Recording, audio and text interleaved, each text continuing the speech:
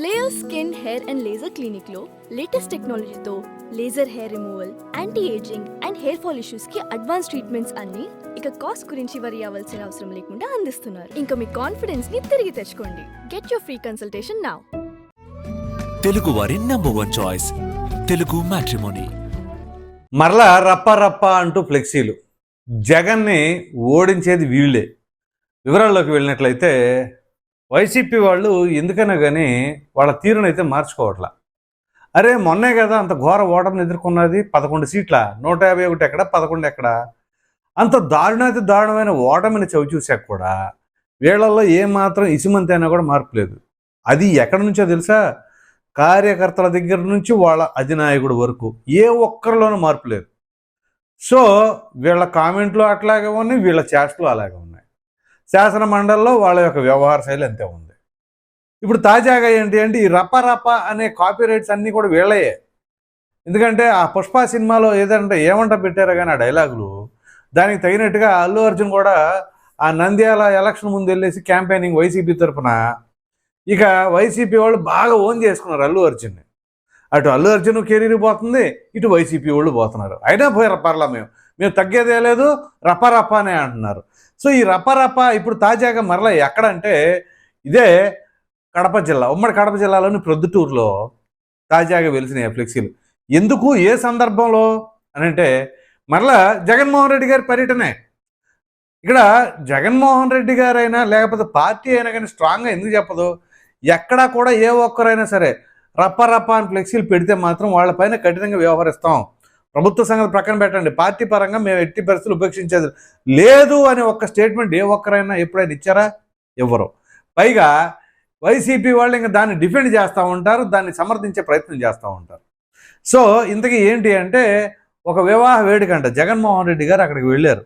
ఏది ప్రొద్దుటూరులోని ఏదో ప్రాంతం, మాజీ ఎమ్మెల్యే అయినటువంటి రాచమల్లి శివప్రసాద్ రెడ్డి వాళ్ళ కుమార్తె వివాహం అట.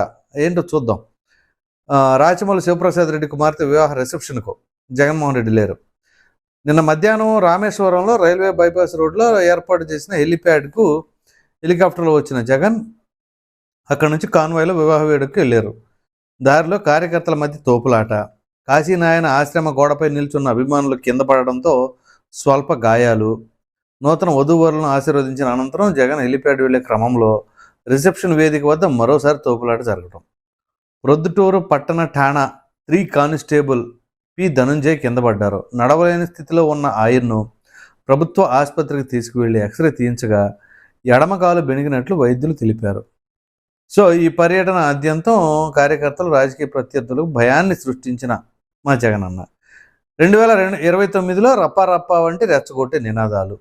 ఇది పరిస్థితి. ఆ ఫ్లెక్సీలు, ప్లకార్డులు.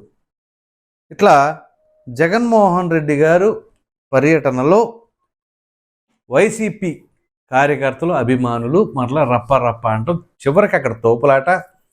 అక్కడ ఒక కానిస్టేబుల్, ఆ కానిస్టేబుల్కి కాలికి గాయం, ఏదో ఏలు బోన్ ఫ్రాక్చర్ అయిందట.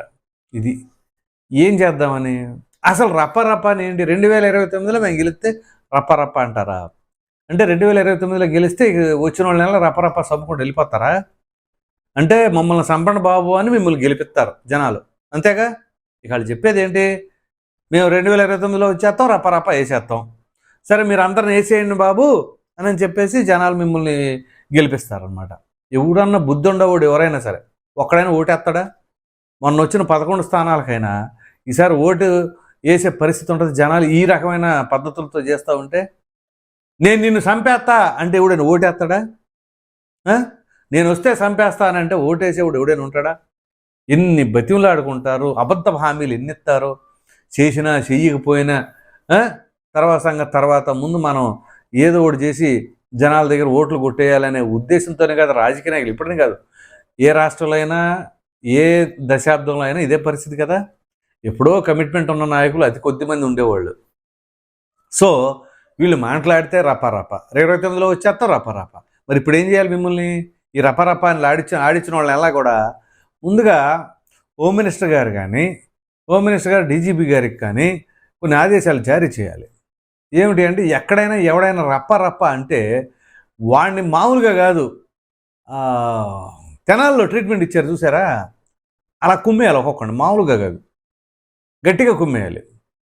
ఎందుకంటే మళ్ళీ హ్యూమన్ రైట్స్ కమిషన్ వాళ్ళు వస్తారు, వాళ్ళు వస్తారు, వీళ్ళు వస్తారు కదా, హ్యూమన్ రైట్స్ కమిషన్ వాళ్ళు కూడా పిలిపించి ముందుగానే ఆ రపరప ఫ్లెక్సీలు వీళ్ళు చేసిన ఘనకార్యాలను చూపించి గట్టిగా కుమ్మేయాలి. ఎందుకంటున్నానంటే ఎవరైనా ప్రజాస్వామ్యంలో మేము ఎదుగు పలాంది చేస్తామని చెప్పేసి అంటారు, కానీ మంచి చేస్తామని, కానీ మేము నరికేస్తాం, పొడి చేస్తాం, ఈ చించేస్తాం అంటే ఇది ఎట్లా సమాజం ఎవరు ఒప్పుకుంటారు? అరే ఆ పార్టీ కన్నా ఆ పార్టీ నాయకులన్నా చెప్పాలి కదా, వాళ్ళు చెప్పరు. ఆ మాజీ మంత్రి పేరు ఆయనేమో చీకట్లో కన్ను కొట్టినట్టు జరిగిపోవాలి, కానీ పద్దాక రప్పరప్ప ఏంటి అంటారు, అంటే వేసేయాలి, వేసేయండి అని చెప్పేసి ఆయన ఇండైరెక్ట్గా ఇంట్లో ఇలా వీళ్ళు ఏం చేద్దామని రాజకీయాల్లో. సో ఇప్పుడు ఆ కడప జిల్లాలో ప్రొద్దుటూరులో అంట మామూలుగానే మొన్న చేశారు కదా రప్పరప్ప, 2019 నుంచి 24 మధ్య చేసింది ఏంటి, రప్పరప్పనేగా. అన్నా క్యాంటీన్లు రప్పరప్ప, 3 రాజధానులు అని చెప్పేసి అమరావతిని రప్పరప్ప, ఇలా ఎన్ని రప్పరప్పాలు చేశారు, 1 2? ప్రతిదీ రప్పరప్ప చేసి అన్ని సర్వనాశనం అయిపోయినాయి. మరలా మేము వస్తే రప్పరప్ప కొత్తగా చేసేది ఏముంటుంది? జనాలందరికీ తెలుసు కదా మీరేమి రప్పాలు చేస్తారో, ఎంతవరకు చేస్తారనేది. డాక్టర్ సుధాకర్ ఆయనకి రప్పరప్ప, డ్రైవర్ సుబ్రహ్మణ్యం రప్పరప్ప, కుర్రాడు అమర్నాథ్ రప్పరప్ప, ఇంకెంతోమందికి శిరోమండనాలు, ఇలా ఎన్నో ఉన్నాయి చెప్పుకుంటా పోతా ఉంటే. తోట చంద్రయ్యని రప్పరప్ప చేశారుగా, అదేగా జరిగింది అక్కడ. సో మళ్ళీ కొత్తగా రప్పరప్ప చేసేది కొత్త నినాదాలేంది? సో ఇదండి ప్రజలు, మీరు ఇప్పుడు మళ్ళీ అర్థం చేసుకోండి. కొంతమంది ఇప్పటికైనా ఏంటి అంటే వీళ్ళ నినాదాలు ఇవే. ఇంకా కొంతమంది మేధావులు ఉన్నారు మా జర్నలిస్టుల్లో, అబ్బో ఆ మేధావులు అసలు ఏం చెబుతారో ఏంటో అర్థం కాదు. ఆ చెప్పేవాళ్ళకన్నా ఈ బుద్ధి జ్ఞానం ఉండాల. ఎందుకంటే ప్రజాస్వామ్యంలో మనం ఏం చెబుతున్నాం, ప్రజలకి ఏం సంకేతం ఇస్తున్నామన్న ఆలోచన అన్న ఉండాలిగా. ఇలాంటి వాళ్ళు మళ్ళీ గెలిపేయాలంట, గెలిపించి నెత్తిన పెట్టుకుని రప్ప పీకలు కోపించుకోండి. సో ఇప్పుడు వాళ్ళని ఎందుకంటానంటే జగన్మోహన్ రెడ్డి ఏం అనలేదుగా, వైసీపీ నాయకులు ఏం అనలేదు కదా అని అంటారేమో. అనలా, వాళ్ళ క్యాడర్ అన్నప్పుడు వాళ్ళని ఖండించాలిగా. ఒక్కడైనా ఖండించారు ఏ నాయకుడైనా? సజ్జల రామకృష్ణారెడ్డి ప్రతిదానికి నేనే అని చెప్పేసి అధికారం ఉండడానికి ప్రెస్ మీట్లు పెట్టి మాట్లాడాడే. ఇప్పుడు వచ్చేసి గట్టిగా మాట్లాడమనండి. ఎక్కడో కూడా ఎవరు కూడా రప్పరప్ప అనొద్దు, మన పార్టీ స్టాండ్ అది కాదు, మనం పేద ప్రజల కోసం, పేదలకి పెత్తందారులకి అని చెప్పేసి చెప్పినారు. ఏంది పేదలు ఎవరు, పెత్తందారులు ఎవరు? పేదల పెత్తందారులకి మధ్య జరిగి చేసేది మీరు వస్తే యుద్ధం, అంతకులకి సామాన్యులకి మధ్య జరుగుద్ది యుద్ధం. అది బాధితులు నిందితులు ఈ 2 ఆప్షన్లు ఉంటాయి. ఎందుకంటానంటే నిందితులు వైపేమో జగన్మోహన్ రెడ్డి ఉంటారు, బాధితులు వైపేమో బాధితులేమో అలో లక్షణ అంటూ ఉంటారు.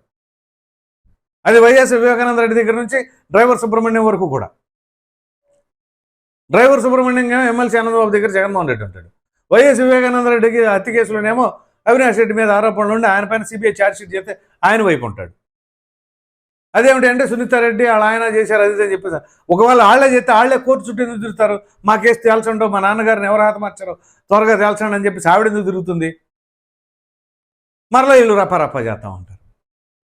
ఇది అసలు ఇక ఆంధ్రప్రదేశ్లో మీకు ఉద్యోగాలు ఇస్తాం, మంచి బంగారు భవిష్యత్తుని ఇస్తాం అని చెప్పవలసిన చోట మేము రప్పలాడిస్తాం, మేము వేసేస్తాం, మేము పొడి చేస్తాం.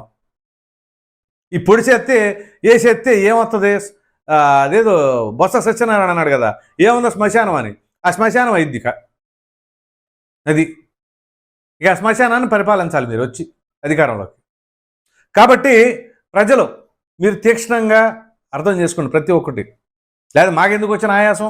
ప్రజాస్వామ్యంలో ప్రజలందరూ బాగుండాలి, ప్రజలకు న్యాయం జరగాలి, వాళ్ళ జీవితాలు బాగుపడాలి అనేదే మా తపన కూడా. సో అది ఏ పార్టీ వాళ్ళైనా, ఏ కులం వాళ్ళు వచ్చి పరిపాలించినా ప్రజల భవిష్యత్తు బాగుంటే చాలు అని కోరుకుంటాం. మాకు ఒక పార్టీ అని కాదు, ఒక నాయకుడు అని కాదు, ఒక కులం అని కాదు. కాబట్టి ఇక్కడ వీళ్ళు వ్యవహార శైలి, వీళ్ళు మాట్లాడుతున్న తీరుపైన ఎవరు ఏం చేస్తున్నారు అనేది మీరే నిర్ణయించుకోండి. సో ప్రధానంగా ఇప్పుడు ఈ ఎపిసోడ్లో నేను చెప్పిన దానిపైన మీరేమనుకుంటున్నారో అనేది కామెంట్లో ఖచ్చితంగా తెలియజేయండి. Thank you.